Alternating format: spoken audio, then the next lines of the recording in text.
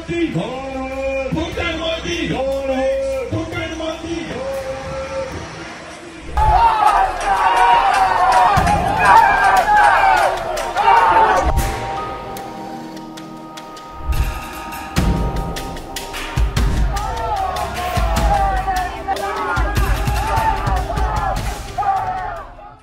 क्या अब खालिस्तानी ग्रुप्स की उल्टी गिनती शुरू हो गई है? क्या मार्च के आने से कनाडा और भारत के रिश्ते सुधर जाएंगे? जस्टिन ट्रूडो ने खालिस्तानियों के लिए क्यों बिगाड़ दिए थे भारत से सारे रिश्ते? खालिस्तानी विवाद का क्या था सच? अब क्या कनाडा भारत के साथ व्यापार को नया मोड़ देगा या फिर वो रिश्ते और कड़वे हो जाएंगे? नए बदलाव से भारत को क्या मिलेगा? पैसा, मौका या सम्मान? यह महज एक बदलाव नहीं बल्कि पूरा गेम पलट सकता है। चलिए आपको समझाते हैं कि कैसे भारत और कनाडा के रिश्ते अब बदलने वाले हैं। देखिए, भारत और कनाडा के रिश्ते हमेशा अच्छे नहीं रहे, लेकिन ट्रूडो के राज में ये अपने सबसे बुरे दौर में पहुंच गए। ट्रूडो ने खुलेआम पाकिस्तानी ग्रुप को सपोर्ट किया था। हरदीप सिंह निज्जर की हत्या को लेकर भारत पर उंगली उठाई। भारत और कनाडा के बीच राजनयिक विवाद इतना बड़ा था कि व्यापार वार्ताएं रुक जाती हैं। वीजा की जो सेवाएं होती हैं वो बंद करनी पड़ती। 2023 में हरदीप सिंह निज्जर की हत्या के बाद ट्रूडो ने भारत पर ही इल्जाम लगा दिया था। भारत ने इसे बकवास कहा। 6 राजनयिक निकाले गए, वीजा सर्विस बंद, ट्रेड टॉक्स रुक गए। 2022 में $8.4 बिलियन का जो ट्रेड हो रहा था दोनों देशों में, लेकिन उसके बाद सब ठहर सा गया। ट्रूडो पर खालिस्तानियों को शह देने का इल्जाम लगा। हरदीप सिंह निज्जर को भारत ने एक आतंकी घोषित किया था और ट्रूडो ने बिना सबूत के भारत पर आरोप लगा दिया था, और तब से ही बिगड़ चुके थे भारत और कनाडा के वो रिश्ते। ट्रूडो के समय तो मंत्रियों के खतरनाक बयान देखने को मिले कनाडा में। खालिस्तानी मुद्दे पर कनाडा में भारत के राजदूत को धमकियां मिल रही थी, लेकिन ट्रूडो सरकार ने कोई एक्शन नहीं लिया था। ट्रूडो की सरकार के कई मंत्री खुलेआम खालिस्तानी संगठनों के कार्यक्रम में जाते थे। फिर भारत ने कनाडा को कहा कि या तो टेररिज्म के खिलाफ एक्शन ले लो, वरना रिश्ते भूल जाओ, और वहां से बिगड़ गए।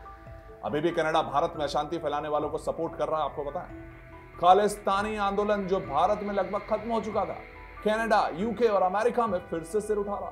कनाडा में कुछ अलगाववादी गुट भारत में विरोधी जो नारेबाजी है और हिंसा है उसको बढ़ावा दे रहे हैं। कनाडा में इस चीज को देखिए बढ़ावा दिया जा रहा है। खुलेआम ऐसे कार्यक्रम हो रहे हैं जहां इंदिरा गांधी की हत्या को शौर्य दिवस के रूप में मनाया जा रहा है। बिल्कुल, इस वक्त भारत को सीरियसली लिया ही नहीं कनाडा ने, पर अब कनाडा के मार्क कार्नी देश के अगले प्रधानमंत्री। तो इस बदलाव के साथ क्या कनाडा में खालिस्तानियों के बुरे दिन शुरू हो सकते हैं? देखिए, यह साफ है कि ट्रूडो के समय खालिस्तानी गतिविधियां बढ़ तो गई थी। मंदिरों पर हमने देखे, भारतीय विरोध प्रदर्शन। इस वक्त जिस तरीके से अभी जयशंकर जी हमारे विदेश मंत्री जो वहां पहुंचे, वहां पर भी हमने हालात देखे। जो जनवरी 2025 के कनाडाई जो इस वक्त कमीशन रिपोर्ट में क्या कहा गया था, निज्जर की हत्या में भारत का कोई ठोस लिंक नहीं, लेकिन ट्रूडो तो हमेशा बोलते रहे। लेकिन अभी भी जो अब नए प्रधानमंत्री आने वाले हैं, मार्क ने खालिस्तानी मुद्दे पर चुप्पी रखी हुई। अगर वो सख्ती दिखाते हैं तो भारत की बड़ी जीत होगी और खालिस्तानियों के लिए मुश्किल हो जाएंगी, जो होनी चाहिए। देखिए, मार्क के लिए सबसे बड़ा रोड़ा है खालिस्तानी समर्थक। ट्रूडो के लिबरल पार्टी में अब भी खालिस्तानी समर्थक मौजूद हैं और पकड़ बनाएंगे। अगर कॉर्नी इस मुद्दे पर सख्त कदम नहीं उठाते हैं तो भारत के साथ संबंध फिर से खराब हो जाएंगे।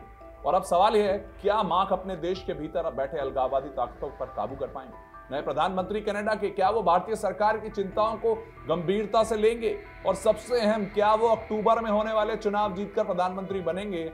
और अगर वो प्रधानमंत्री बनते हैं तो खालिस्तानी ग्रुप्स पर सख्ती लाएंगे क्या?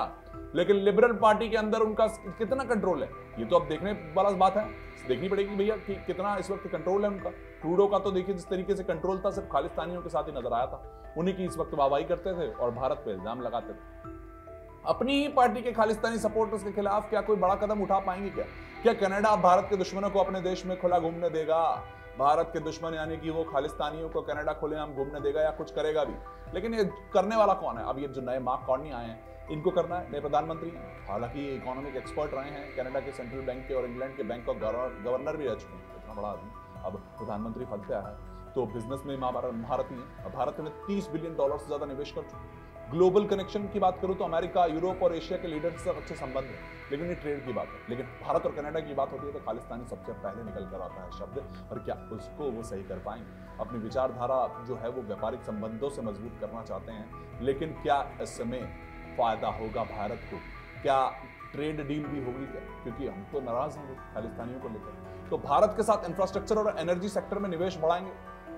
स्टूडेंट एक्सचेंज प्रोग्राम चलता है, इतने सारे इस वक्त भारतीय वहां पर रहते हैं। भारत और कनाडा के रिश्ते क्या फिर से पटरी पर आएंगे? लेकिन बीच में रोड़ा क्या फंसता है खालिस्तानियों का। खालिस्तानियों के खिलाफ अगर कनाडा कुछ नहीं करेगा तो भारत कनाडा के साथ अच्छे रिश्ते नहीं कर सकता। एक दूसरे के लिए खास क्यों? कनाडा में 18 लाख भारतीय मूल के लोग रहते हैं, 3% से ज्यादा आबादी है, हर साल 2 लाख भारतीय स्टूडेंट वहां जाते हैं। भारत कनाडा से यूरेनियम और दालें लेता है। कनाडिया फॉर्म्स जो पैच जो कनाडा की फर्म्स हैं उन्होंने भारत में $30 बिलियन का निवेश कर रखा है। रिश्ते सुधरे तो ये आंकड़े और आसमान को छू जाएंगे। हमारे रिश्ते अच्छे थे, ट्रेड में 2030 तक $15 बिलियन संभव है। लेकिन देखिए ना समस्या क्या है, खालिस्तानी गतिविधियों पर लगाम लगे तो हम आगे अपना इस वक्त और व्यापार बढ़ा पाए। डेटा कहता है कि 2024 में भारत की सोलर कैपेसिटी 80 गीगावाट थी। कनाडा इसमें पार्टनर बन सकता है, लेकिन अभी भी देखिए कनाडा में अब खालिस्तानियों को लेकर कुछ ना कुछ बदलाव तो यहां पर करना ही होगा जो नए प्रधानमंत्री आ रहे हैं उनको, क्योंकि उन्होंने जिस तरीके से ट्रूडो ने सरकार चलाई और उन्होंने अब जानते हैं कि भारत जरूरी है, भारत के साथ इतना सारा इस वक्त व्यापार हो रहा है, तो भारत ने पूरा प्रेशर बनाया।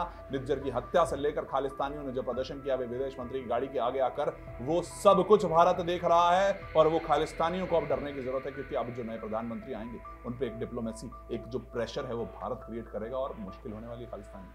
आपने जिस तरीके से इस वक्त कनाडा में माहौल खराब किया है और भारतीयों को लेकर जो सबसे बड़ी समस्या है, भारत के नाम को लेकर जो अब तक सबसे ज्यादा धमकियां जो मिलती आई हैं, उनको बंद करने का समय आ चुका है।